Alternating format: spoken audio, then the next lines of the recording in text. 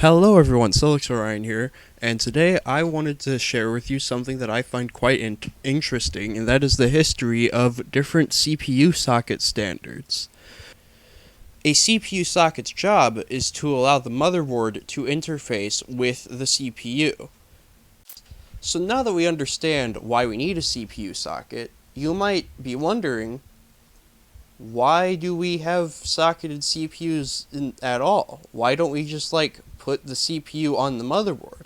Like if we look down here, we can see there's a chip on the motherboard, there's a chip on the motherboard, there are all these components on the motherboard. Why do we need the CPU to be in a socket? And, well, there are a few reasons, but also, you have just thought of the ball grid array mounting system, which is what is used in most laptops nowadays. This is where the CPU is soldered directly to the motherboard. We can see here's a ball grid array, Intel CPU, and here's a ball grid array, AMD CPU. This board is from something that will very likely be in a future video. It's quite interesting and very undocumented, so I do want to document that. But right now, we can see the CPU on this board and the laptop motherboard is soldered directly to the motherboard. And this has some advantages, like being cheap. Hello everybody, Post-Production Silix Orion here. Just a few notes on this video. First of all, I stated in the ball grid array section that ball grid array CPUs is what is used on most modern laptops. That is not to say that all laptops use ball grid array, as the vast majority of older laptops use pin grid array CPUs, where you could actually upgrade your laptop CPU, and some even older ones in the early to mid 2000s had socketed chipsets. Some had GPUs that you could swap out. Effectively all of them had upgradable RAM, upgradable SSDs, upgradable CPUs, chipsets. Well, some of them had upgradable chipsets. Upgradable GPUs was somewhat common at the time too. And every single one of them had a headphone jack.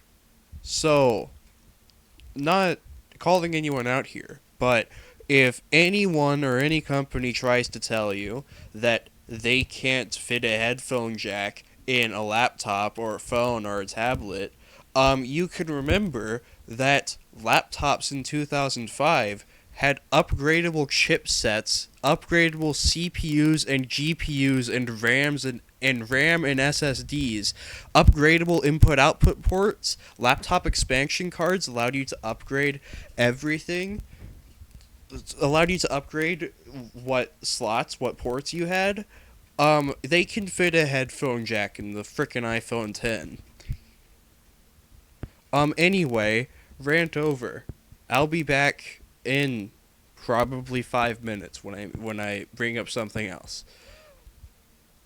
Bye. Remember to like and subscribe or something. I don't remember.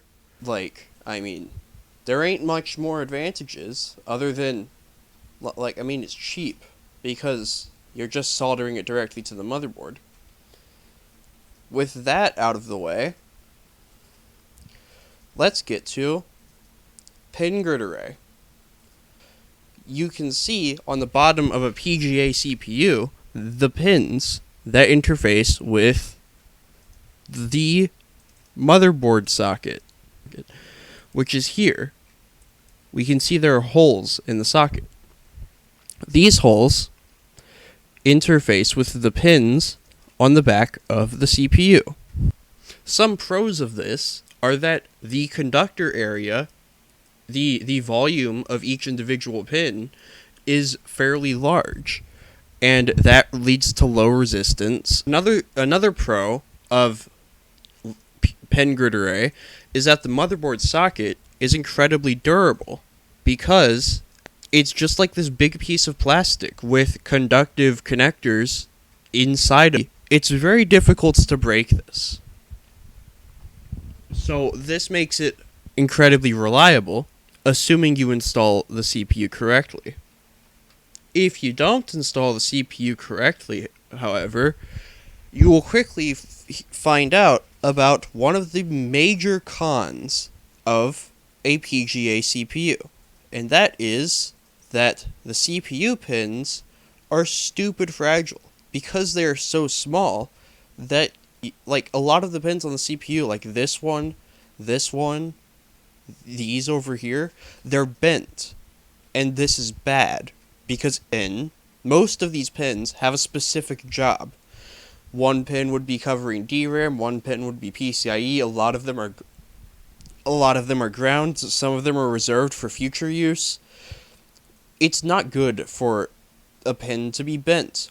However, these bent pins are fixable. I have fixed 3 in my lifetime, and there are people who have fixed hundreds, thousands of CPUs by simply bending these pins back. Another con, however, of PGA CPUs is that you can't really get much pin density without making the pins even more fragile than they already are, because they need to be thick enough to not break and to make a good contact with the receptacles in the socket. This is where LGA comes in. Land grid array CPUs, such as this one, can be made to have way more pins. You might be wondering, why does the number of pins matter? And, well, the number of pins matters because the more pins you have, the more data you can send, the more power you can input into the CPU. The more pins you have, generally, the more functionality you can get out of the CPU. There's more room for it to operate. The pros are higher pin density, actually somewhat cheaper for the CPU manufacturer because pins, although they are very small, do contain some more material than these pads, making it cheaper. And you might think not much cheaper on an individual unit scale, but on a scale of hundreds of thousands to millions of these, you save tens of thousands, hundreds of thousands of dollars by not having to use this much extra material. However, if you're a little bit squeamish, I advise you to look away right now, because if you've ever worked with LGA motherboards, you will very likely know that unlike PGA sockets, which are incredibly durable, LGA sockets, which have the pins in the motherboard, are incredibly delicate. These pins are all completely mangled. This pin is mangled. They're so delicate because the pins are so much smaller. Each one of these pins is like 10, 20 times smaller than a pin on a PGA CPU. That can be an advantage in terms of pin density, but it's a disadvantage for durability on the motherboard.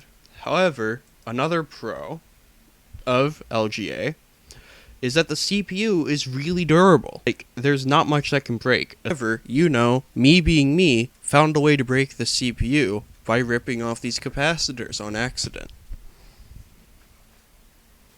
Not one of my best moments. So, there are pros and cons to both of these designs. And of course, ball grid array, pro being that it's cheap, not much else. In order to understand why slot 1, as it came to be known, came to be, two big things you need to understand is that a CPU has processing cores and it has RAM. The RAM is called a cache, and what the cache does is it just stores data the CPU needs to work on. For CPUs such as these, the cache and the processing cores and everything else that the CPU needs to function are integrated onto one die. A die is just like a tiny piece of silicon that they did magic to in order to get it to do math and stuff. So on one die, it has everything that the CPU needs to function. However, in the Pentium 1, 2, and 3 era, the dies were getting fairly large, and adding the cache to the same die that the processing cores were on made the die bigger.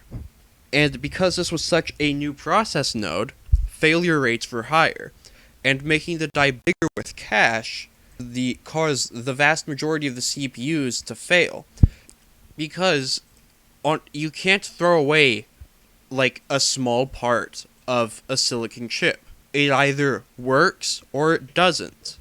And there are some workarounds, such as disabling some parts of the chip to make it work but worse. But you can't do that with cache. You can't disable the cache, because without the cache, the CPU has no clue what the hell's going on. So, they thought of this brilliant idea, that in order to accommodate the processing cores, as well as cooling, as well as cache, they would put the CPU on a daughter board, such as this one. We can see, first of all, I can't zoom, so we're going to have to deal with this, that we can see the main part of the CPU, the processing cores, right here. What are these chips? These are the CPU's cache. Being on such a large board meant that if the CPU or one of these chips failed, instead of throwing out the entire CPU, you could only replace the single chip that failed. In order to connect this daughter board to the motherboard, they used this edge connector, which you might recognize looks like an EISA or an AGP connector because it is layered. This is a slot 1 connector, and it goes into a slot 1 slot, such as this one. This is what a slot 1 slot looks like. In terms of performance, slot 1 really doesn't have much benefit, because you can't not get nearly as many pins as you can on a socketed CPU. The sheer physical proximity of the CPU cores to the cache is so far that this causes incredible latency. And so the pros are you can put more stuff on the CPU board. The cons are pretty much everything else. Thank you for coming to my TED Talk. I hope you enjoyed this video. Thanks for watching. If you liked, please like and subscribe. And Silix Orion, signing out.